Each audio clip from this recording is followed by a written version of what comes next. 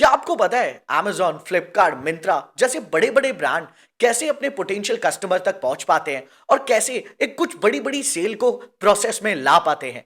नहीं ना? Wait, I have a solution for you. Hi, my name is Jugal Chauhan and I am the founder of course and box. आज की class में हम समझेंगे कि कैसे फनल स्ट्रैटेजी पे काम करा जाता है, कैसे कस्टमर के प्रोसेस को समझा जाता है और कस्टमर की वैल्यू को कैसे क्रिएट करा जाता है। If you are ready then move on. Alright, so आज की क्लास में हम लोग सीखेंगे कि कैसे फनल स्ट्रैटेजी काम करती है, एग्जैक्टली फनल होता क्या है और फनल के क्या क्या पैरामीटर्स होते हैं। हालांकि पूरी फनल स्ट्रैटेजी को समझने के लिए मैं स्पेशल लेक्चर्स भी आपके लिए बनाऊंगा, लेकिन इस क्लास में हम एक छोटा से सेशन से ये डिसाइड करेंगे कि फनल का मतलब क्या है, कैसे पोटेंशियल कस्टमर तक पहुंचा जाता है और कस्टमर सिनारियोज क्या क्या होते हैं। इन सारी चीजों को हम लोग इस वीडियो में कवर करने वाले हैं। So let's move on to the slides. देखिए, फनल सबसे पहले जब बात फनल की हो रही है तो आपके माइंड में एक चीज तो आ गई होगी कि एक स्ट्रैटेजी की हम बात कर रहे हैं। फनल का मतलब होता है strategy making. Now what is a strategy? Let's take a example. आप दिन भर में, आई होप सो कि आप लोग दिन भर में लाइक इंस्टाग्राम पे या फेसबुक पे या यूट्यूब पे अपना बहुत टाइम स्पेंड करते हैं। आपने कभी कभार फोकस करा है कि आपको कुछ ब्रांड के एड्स दिखते हैं, आप जैसे ही उन एड्स पे क्लिक करते हैं आपके सामने कोई फॉर्म आ जाता है या फिर आपके सामने उनकी वेबसाइट आ जाती है। आप उस वेबसाइट पे जाते हैं या उस फॉर्म पे जाते हैं, अपनी डिटेल फिल करते हैं और उन डिटेल्स को फिल करने के बाद वो कंपनियां आपको कॉल करने लगती हैं या फिर आपसे इंगेज करने लगती हैं अपने प्रोडक्ट को सेल करने के लिए। जी हाँ दोस्तों, ये सेम गेम वैसा ही है जैसे जब आपके हेयर बड़े हो जाते हैं तो आप जब सलून में जाते हैं अपने हेयर को कट करवाने के लिए या शेविंग करवाने के लिए। क्यों? एक स्ट्रैटेजी लेवल के लिए। देखिए, कोई भी बिजनेस जब शुरू होता है ना, तो उस बिजनेस में सबसे इंपॉर्टेंट होता है स्ट्रैटेजीज का बनना। क्योंकि जब तक किसी बिजनेस में स्ट्रैटेजीज नहीं होंगी तब तक वो बिजनेस सक्सेसफुल नहीं हो सकता। और स्ट्रैटेजी बनाने के लिए आपको फोकस करना होता है फनल स्ट्रैटेजी पे। फनल मतलब कि एक नंबर बाय नंबर आपको प्रोसेस में आना पड़ेगा और उसी नंबर बाय नंबर प्रोसेस के थ्रू आपकी ब्रांडिंग भी होती है, आपकी सेल भी इंक्रीज होती है और कस्टमर आपका आपसे हैप्पी भी होता है। आप में से कई लोग ऐसे होंगे जिनको Amazon पसंद होगा, कई लोग ऐसे होंगे जिनको फ्लिपकार्ट अच्छा लगता होगा और कई लोग ऐसे होंगे जो मिंत्रा से शॉपिंग करना पसंद करते हैं। इसके पीछे का सबसे बड़ा लॉजिक क्या है? सबसे बड़ा लॉजिक बहुत सिंपल है माय फ्रेंड, दैट इज ये सारे के सारे ब्रांड डायरेक्टली अपने कस्टमर को कभी भी प्रोडक्ट सेल नहीं करते, जो कि सबसे बड़ा रीजन है। क्योंकि अगर आप मार्केट में जाके, आपने ध्यान दिया है कभी आप मार्केट में जाते हो और उस मार्केट में जाके जो पर्सन चिल्ला रहा होता है ना, आ जाओ मेरा सामान ले लो, आ जाओ मेरा सामान ले लो, आप कभी भी वहां से सामान परचेस नहीं करते। रीजन, क्योंकि वो पर्सन अपने प्रोडक्ट को सेल करने के लिए किसी भी दम तक जा सकता है, लेकिन ऑनलाइन मार्केटिंग कहती है कि अगर आप ऑनलाइन पे आके ये बोलते हो कि मेरा सामान ले लो, तो आप परचेस नहीं करोगे। क्यों? आपको लगेगा ये फेक है, ये बेवकूफ बना रहा है, लेकिन ऐसा नहीं है माय फ्रेंड। ऑनलाइन स्ट्रैटेजी को बनाने के लिए टोटली एंगेजमेंट बहुत जरूरी है। ऑनलाइन स्ट्रैटेजी को बनाने के लिए बहुत सारे कॉन्सेप्ट को यूज करना बहुत जरूरी है। ऑनलाइन स्ट्रैटेजी को बनाने के लिए कस्टमर को वैल्यू देना बहुत जरूरी है और ऑनलाइन स्ट्रैटेजी को बनाने के लिए फनल स्ट्रैटेजी को बनाना बहुत जरूरी है। फनल एग्जैक्टली काम कैसे करते हैं? फनल का सबसे इंपॉर्टेंट टास्क होता है तीन कैटेगरीज में अपने बिजनेस को डिवाइड कर दो। नंबर वन, दैट इज जिसको हम टॉप ऑफ द फनल बोलते हैं, आपके सामने लिखा हुआ है तोफू। जिस सेकेंड नंबर पे जिसको हम मिडिल ऑफ द फनल बोलते हैं, इसका मीनिंग होता है that is मोफू।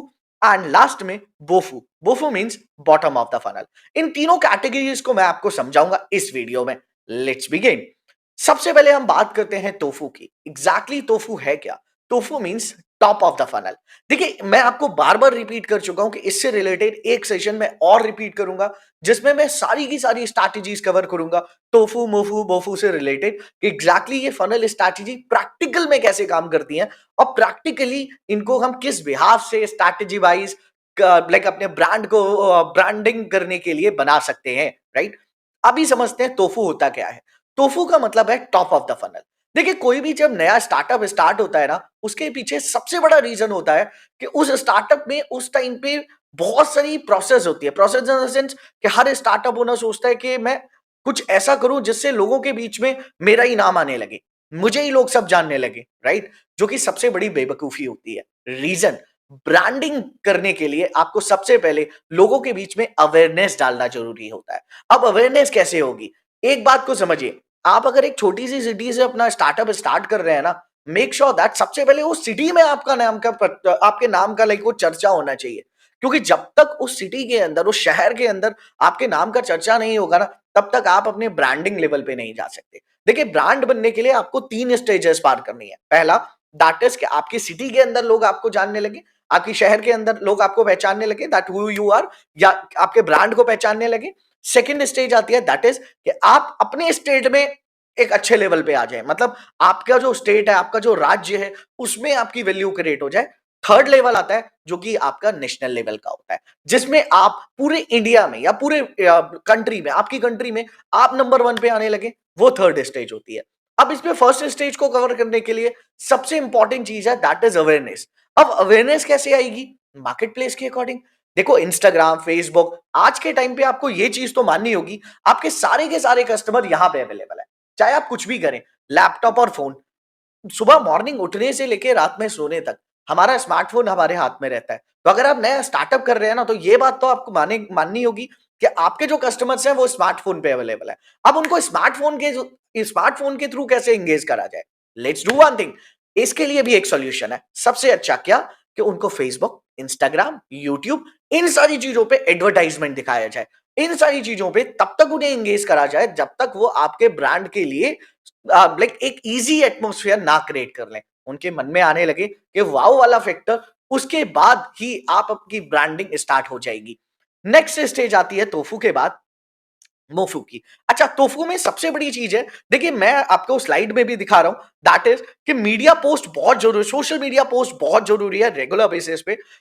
Different kind of webinars करना भी जरूरी है। वेबिनार मतलब ये नहीं कि आप अगर कोई लाइक ई कॉमर्स का प्रोडक्ट सेल कर रहे हो उसके लिए वेबिनार कर रहे हो, नहीं। ई कॉमर्स के लिए आप सेलिंग दिखाओ, लेकिन ब्रांडिंग करना जरूरी है। रेगुलर बेसिस पे ब्रांडिंग अगर आप करोगे तो कहीं ना कहीं चांस है लोग आपके प्रोडक्ट को समझेंगे, और उस प्रोडक्ट को समझने के बाद में आपके साथ एंगेजमेंट भी बनाएंगे। नेक्स्ट आता है मोफू। मोफू को हम जानते हैं मिडिल ऑफ द फनल। देखिए, जब आप ब्रांड बनने वाले होते हो ना, जब आपकी ब्रांडिंग चल रही होती है और ब्रांडिंग जब आपकी कैटेगरीज में फंक्शन कर रही होती है, राइट। मेरा एक क्वेश्चन है इस टॉपिक को स्टार्ट करने से पहले, what is the difference between brand and branding?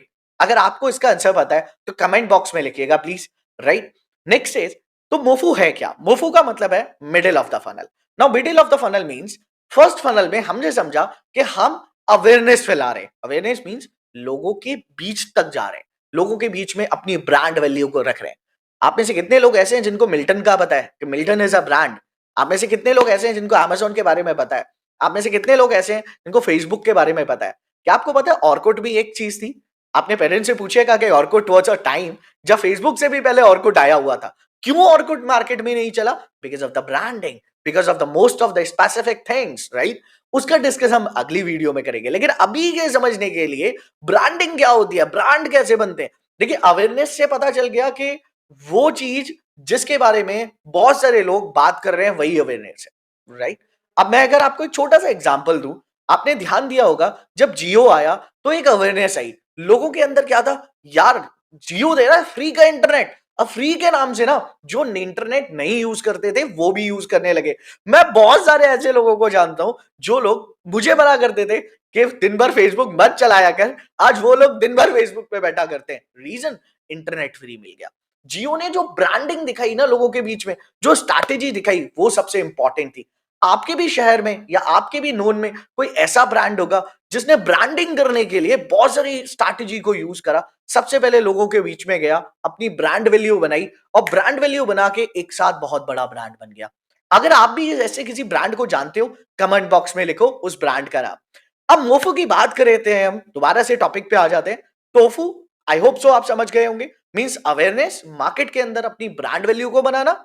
मोफू का मतलब है ब्रांड वैल्यू बनाने के बाद में लोगों को एंगेज करना, उनको कुछ ऐसी पोटेंशियल चीजें दिखाना या ऐसी कुछ पोटेंशियल चीजें देना जिससे उनके माइंड में आपके लिए स्ट्रैटेजी बन जाए। Now what is a strategy? एक ट्रस्ट बिल्ड करना, देखो हर ब्रांड के लिए बहुत ज्यादा इंपॉर्टेंट है। Why people like make my trade, why people like गोआई वीवो, क्यों लोग ओयो पे विश्वास करते हैं? रीजन, एक ट्रस्ट बिल्डिंग। बिकॉज जब तक आप एक अपने कस्टमर के साथ में ट्रस्ट बिल्ड नहीं करोगे, तब तक आपका कस्टमर कभी भी आपके प्रोडक्ट को परचेस नहीं करने वाला।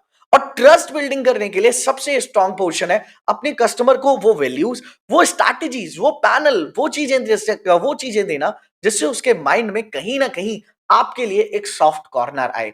Let's talk about a Maggi. जब जिक्र चल ही रहा है टोफू मोफू और बोफू का, तो क्यों ना मैगी का एग्जांपल लिया जाए। एक टाइम ऐसा था जब मैगी बिल्कुल डाउनफॉल चली गई थी, और इतना डाउन गई कि लोगों ने मैगी खरीदना बंद कर दिया।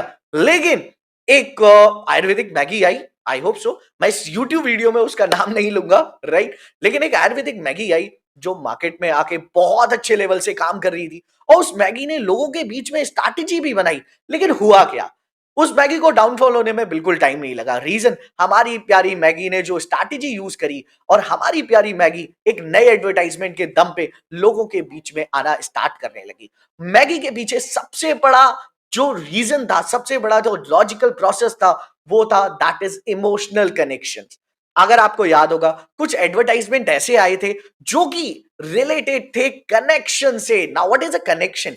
मैगी का ऐड तो आप सबको याद ही होगा, मेरी प्यारी बा की मैगी। जी हाँ दोस्तों, ये एडवर्टाइजमेंट, ऐसा एडवर्टाइजमेंट चला जिससे लोगों के बीच में स्ट्रैटेजी आई और एक इमोशनल कनेक्शन बनना स्टार्ट हो गया। एयरटेल का एग्जांपल भी याद ही होगा, ट्राई सब कुछ करा लेकिन लास्ट में चूज वो करो जो सबसे बेस्ट है। इसी चीज को हम लोग मार्केटिंग फंडामेंटल्स के अकॉर्डिंग फनल स्ट्रैटेजी में, मोफू में यूज करते हैं। देखिए, मोफू का मतलब बहुत सिंपल है। जब तक आप इमोशनली कनेक्ट नहीं होगे, जब तक आप अपना ट्रस्ट बिल्ड नहीं करोगे, तब तक आपके ब्रांड की तरफ लोग नहीं जाएंगे। Why people love Amitabh Bachchan, why people love Shahrukh Khan, why people love Salman Khan? Reason एक ट्रस्ट है, एक ब्रांडिंग का ट्रस्ट है, एक इजीनेस है। लोगों को लगता है कि हाँ यार, ये अगर ये इस चीज का ऐड कर रहे हैं, इट मींस ये प्रोडक्ट बहुत अच्छा होगा। आप में से कितने लोग ऐसे हैं जिन लोगों ने माउंटेन ड्यू पी थी जस्ट बिकॉज कि डर के आगे जीत है? याद है शक्तिमान? बहुत सारे लोगों ने, Shaktimaan was a favourite serial जब हम छोटे बच्चे हुआ करते थे। क्यों? क्योंकि हमारा एक इमोशनल कनेक्शन था उन चीजों से, और इमोशनल कनेक्शन ही आपकी ब्रांडिंग करता है। इमोशनल कनेक्शन ही आपके ब्रांड को पॉपुलर बनाता है। याद है कटप्पा ने बाहुबली को क्यों मारा था? आपको अगर नहीं याद होगा तो मैं बता देता हूं। ये वो फर्स्ट पार्ट से भी सेकंड पार्ट बहुत ज्यादा वायरल हुआ था। क्यों? क्योंकि कनेक्शन, एक ट्रस्ट। ट्रस्ट एक ऐसी चीज है जो आपके कस्टमर को दौड़ा के लाती है। ट्रस्ट एक ऐसी चीज है, चाहे आपका ब्रांड कहीं भी है, अगर आपका कस्टमर आपके ब्रांड को एक बार देख लेता है ना कि हाँ ये, इसके बारे में मैंने सुना है, आपका कस्टमर आपके पास दौड़ के आता है।